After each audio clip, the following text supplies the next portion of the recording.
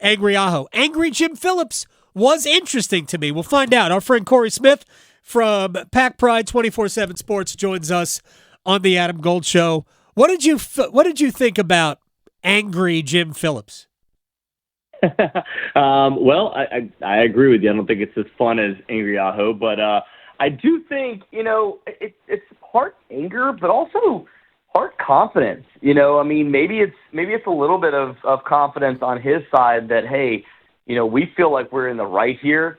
And also, that has been, anytime you talk about the ACC this offseason, it's been, how weak is the ACC, or, where's the ACC if they don't have Florida State or Clemson? Where do those two go? And none of it is the conversation about the league itself, or, some of the teams that you might see competing for the ACC. It's all been dominated by those headlines. And, to be fair, it hasn't necessarily, Florida State and Clemson, as much talk as they've had, this offseason, neither one of them has really shown that, they can jump and go anywhere at this point. Right. So maybe it's a little bit of a quiet confidence from Jim Phillips, too. Well, I mean, I agree. And maybe angry is not the right word. You might be right that it's confident, certainly also defiant. And frankly, I think he's fed up with the narrative that this is basically a fait accompli. And I went back and forth with a national broadcaster, somebody who does play-by-play nationally of college football, openly talking about, oh man, I think the Big 12 would be great for Florida State. So I texted him and I said, so how is this whole thing happening? And the response was litigation. And I said, well, don't you think that if this was easily arrived at, that this would have happened already? Like, there's a reason why because if this wasn't, it's not like we're just now learning that, oh my gosh, you see how much money they're making in the SEC and the Big Ten? It's not like this is brand new. This has been around for the last 5 years. So if Florida State and or Clemson realized 5 years ago, which they did, that there was going to be a huge gap, then they would have gotten out already if it was so easy to do. But obviously, and I think to your point, that the ACC obviously feels very good about where they are. For all the people you talk to, is there anybody who's confident that you have been able to speak with who thinks that Florida State will be able to easily get their way out of this? No. And I mean, that goes to, national people, that goes to, Florida State beat writers. I mean, they feel that Florida State wants to get out, but there's zero confidence that this is going to be something that can easily be done. And also, I think the interesting part here, too, is, if you go by the narrative that's been kind of pushed out there here recently, and obviously, when all this happened, everybody's like, oh, well, which one are they going to go to? Or, right. Is Florida State going to go to the Big Ten? Or are they going to go to the SEC? Which one are they going to go to? And now it's been like, oh, well, I think it was Ross Dellinger that put it out last week, and I'm sure Pete Thamel has, kind of pushed it as well. But, it's like the Big 12 seems like the most likely destination. Is that better than the ACC right now? And again, the Big 12 is in a different position where they can, there's confidence that they can keep the teams that they currently have, and if they add somebody, they can up the broadcasting rights, and that can help them, whereas the ACC can't necessarily do that right now with the grant of rights and trying to keep all those teams. But, is the Big 12 that much better of a landing spot for any of these teams unless it's a larger package deal, unless it's, a lot more than just Florida State and Clemson that you're getting, because you're getting a Florida and a South Carolina market. You're not getting, if say, for instance, North Carolina or NC State were to go with that, or Virginia Tech, then you're getting that many more markets, and you're getting teams that are closer to each other. I don't necessarily see that, going to the Big 12 would be that much better than sticking with the ACC and seeing where that is. And I mean, there were some suggestions last week that, yes, that's on the table, but it seems more like that's a third option as opposed to, the most likely option that Florida State wants to go with, they would prefer to, go to the SEC or Big Ten. Right. But it doesn't really sound like either one of those conferences are jumping at adding anybody, whereas the Big 12 has said, hey, we're still open for business, and everybody's like, okay, gotcha. Well, look, the Big 12 has to do that, right? Yeah. The SEC, Florida State ain't going to the SEC. They're just, and I don't think Clemson is either, although Clemson has a better chance, I think, because there are too many schools in the SEC that don't want Florida State, flat out don't want them, right? Clemson, I think, has, we'll just say behaved better throughout this entire process, way better. That's a very low bar, by the way, because the way Florida State's behaved as an institution. But I'm not sure Clemson is all that wanted by the SEC either. And in terms of the Big Ten, like they just they don't need anybody. They're going to make so much money. Like I'm not sure there's more money to be made per school by adding Florida State and/or Clemson. It would just be gluttony at this point. And I really don't think the Big Ten has an appetite for that. We've already seen the comments coming out of the Big Ten, like, yeah, we don't need that, meaning Florida State's behavior. And that was really all that was about. But to the Big Ten, to the Big 12, they'll make less money because the Big 12 does not have a dedicated network. And the ACC has shown, according to David Hale's piece, the most recent filings, it was $200 million the ACC took in from the ACC network. As poor as the programming may be, it's still generating revenue, and it's going to generate more revenue. They're always going to stay ahead of the Big 12, even if Florida State and Clemson went there. It would be like competitive suicide for them to do that. Yeah, and that, and again, I think it keeps going back to the fact that, for, like you said, the brand of some of the teams that are there for the SEC, in the state of Florida, obviously, Florida is a massive brand. Florida State is also a massive brand. But do you bring in, Florida Florida State at the risk of losing Florida? And then when it comes to South Carolina, yes, South Carolina's been there for a very long time, and obviously, they don't want Clemson to come into the SEC. No. But the brand of Clemson is a little bigger than South Carolina. Do they run that risk and say, hey, we feel like there's a natural rivalry? They obviously were comfortable doing that with Texas this past year because of the brand of Texas and what you bring in with Texas and Oklahoma. And obviously Texas A&M is kind of, said in some back channels that, they're looking to potentially move. You run that risk when you bring in a team like Florida State to lose, a team like a Florida, and that's just, I don't think, a risk they're looking to make. And again, like you said, I don't see the branding of going to the Big 12 being any better than sticking with the ACC. And I think that gives the ACC a little bit of time here, at the very least this upcoming year, to again show the strength of the football conference as a whole and say, look, we might not be adding teams right now, adding any more teams, but from a broadcasting rights standpoint, they can potentially try to grow that and make the ACC a stronger brand, which is all the Big 12 is trying to do right now. They're saying, we're going to be a bigger brand than where we are right now, but we need you to come in, whereas the ACC saying, we can't be a bigger brand. We just need you to be more successful, and we're going to give you, an imbalance of profits as well if you can be more successful.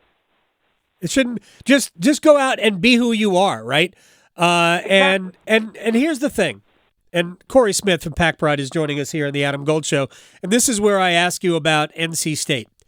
Because the advantage, and this is not about the Big 12, the advantage that the SEC has is that, yes, they've got Georgia, Alabama, LSU, now Texas, Oklahoma. They've got super football brands that play high-level football, right? So going into the this season, there are probably anywhere from 6 to 8 SEC teams that you could close your eyes and go, yeah, they could be in the playoff. So can NC State be one of those teams in the ACC? Can Virginia Tech be one of those teams in the ACC that adds to the mix of contenders? We assume Florida State and Clemson will be contenders. So let's start with the Wolfpack. Obviously, the game against Tennessee is enormous. But also there's 2 road games in the league, the games at Clemson and the game at Carolina, where we're thinking, all right, these are going to be the games that determine their season, no? Oh, yeah, 100%. That, and I would throw Georgia Tech in there as a sneaky one, too, on the road. I think a lot of people are kind of overlooking that one, and even Cal on the road, just given the situation there. You're going cross-country. You're playing against a team that has a very good running back for Cal, and it has a good offensive line, so that could be a difficult, matchup for NC State.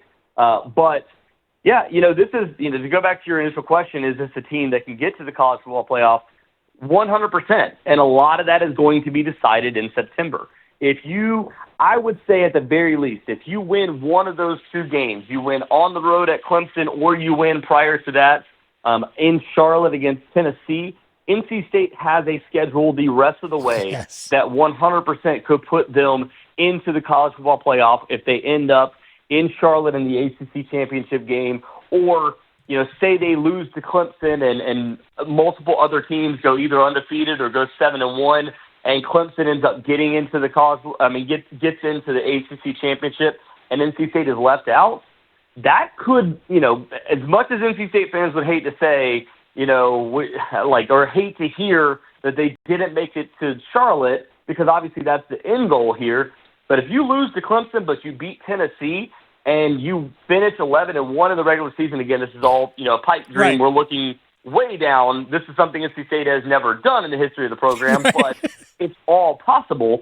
Then there's a scenario where they don't make it to Charlotte and they make it to the college football playoff. And, from a a right standpoint and from a profit standpoint, that's a bigger deal for the ACC and for NC State as a whole, because it shows that not only is the ACC is NC State good enough to compete, but it also shows the ACC, by virtue of that, could have 2 or 3 teams in the college football playoff, and it's saying it's not just Florida State and it's not just Clemson. And not to branch off too far here, because obviously I cover NC State, but I think this is a big year for every team in the ACC, with the exception of Clemson and Florida State. Obviously, the 2 of them want to prove themselves and show themselves. But if you want to see the ACC stay intact, if you want to see the ACC be more of a brand, a national brand, teams like NC State, teams like Miami. Obviously SMU, if SMU comes in and becomes really competes at the highest level, I think if those 3 teams or somebody else, a Virginia Tech, hell, even Georgia Tech, any number of those teams, that puts the ACC more on the map than just saying, all right, these are the 2 top teams. If they leave, then the ACC just implodes. It is interesting. Cory Smith from Packbride is joining us here, because Jim Phillips talked about how the ACC has, in the 4-team playoff era, has 2 national championships. And like, dude, it's 1 team. Yep. It's just 1 team. Let's not hide behind, well, the ACC. No, it's Clemson, right? Florida State back in the very beginning of the BCS was there, and they did win before we got to the 4-team playoff. But basically, in the 4-team playoff era, it's Clemson. Florida State got screwed last year. We all could agree on that. So they need more schools than just these 2 to carry the flag. The ACC in basketball became so much bigger as a league, even though it was primarily Duke and Carolina. But when Virginia, NC State gets to a Final Four, when they start getting other teams into the Final Four mix, that's all. Miami, that's all of a sudden when you go, okay, this is a league, not just a couple of teams. That's been the benefit for the SEC. So many different schools have competed and won national championships in that league. So I agree. Just leaving SMU out for a second as a newbie, and you're right, but Virginia Tech should be good this year. Miami, it's about time you started winning games based on the talent that you've got. right? I mean, that is about Mario Cristobal as much as anything else.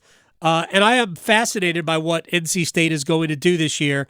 So real quick before we say goodbye to Cory Smith, I know that we haven't even gotten into it, but give me your thoughts on where you feel like this the roster is as we approach training camp.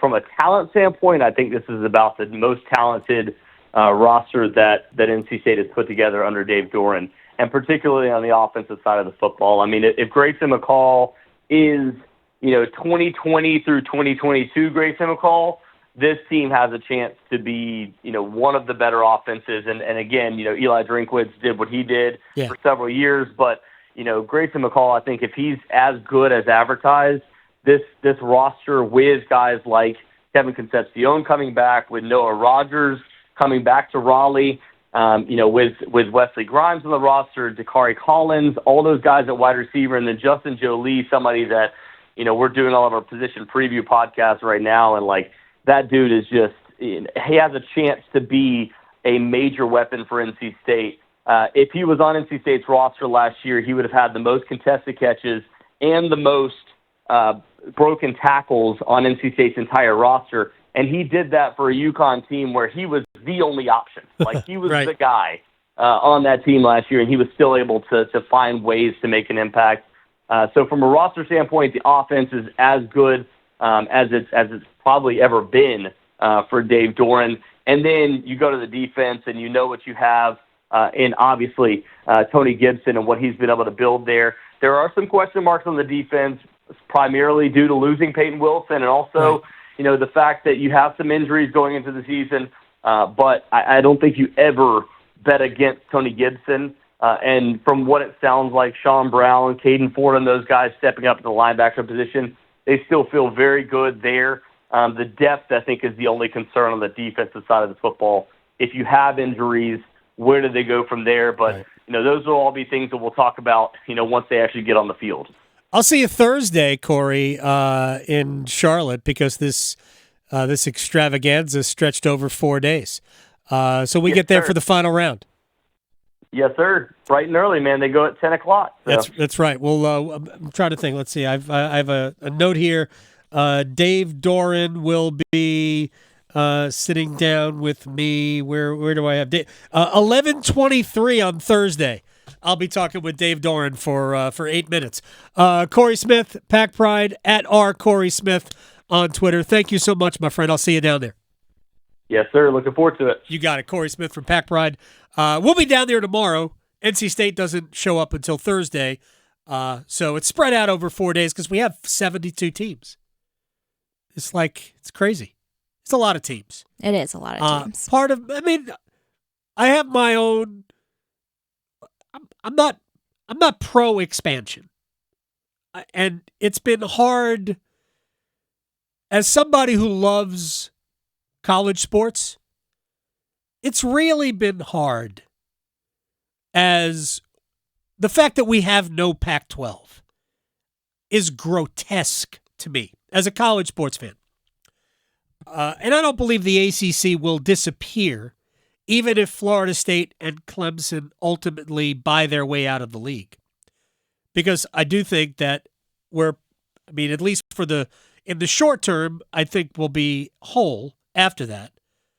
In the long term, once this whole thing does disintegrate, and I think it will, the ACC will go back to being a smaller league.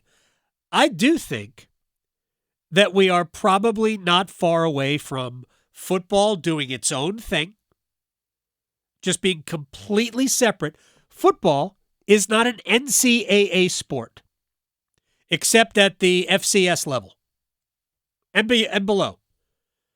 At the FBS level, it's not really an NCAA sport. It is a college football playoff sport. And I believe that it will completely separate from the rest of college sports, do its own thing. And I think what we might see is the rest of the leagues kind of maybe not completely go back to the way it was, but in many ways kind of put the brakes on all of what we're seeing and realize that some decisions are better for other sports. Like we're going to keep maybe we will go back to being the way it used to be for the most part in sports not named football. That would probably be the best for everybody else. Football, it's his own beast. And it makes so much more money than anything else.